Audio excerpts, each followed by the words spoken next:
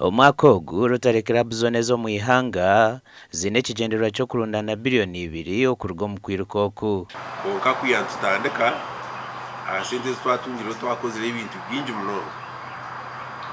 Omuri ebyo harimu cancer ward.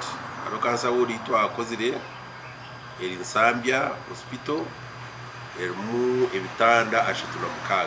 Kandi sente zirarwa mu kwiruka oku nezo kureba ngu ebyoma ebyokutambira kokoro ningo kuragurira kokoro byagurwa. Aim yitu no kugira ngu ebintu tukosa raising 11.8 billion. So ogumwaka target yitu ni 2 billion. Buri omwe netumweta okuparticipatinga mu Rotary Cancer Run. Abana, abakuru n'abazeyi n'akuburyo muremo takubasa kwiruka.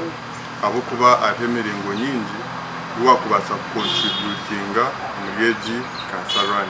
Abacyara ni mbashaba ni mbeshengereza kansa ya nyinenda ekanyire kandi eriyo neyitabingi twahiriro twafunira obuyambi uburesiro Rotary twatanise n'ihanga ritu mureke tucejumbiremu okwiruka oku nikwija kubaho ebirabyo na mushanju byo kwa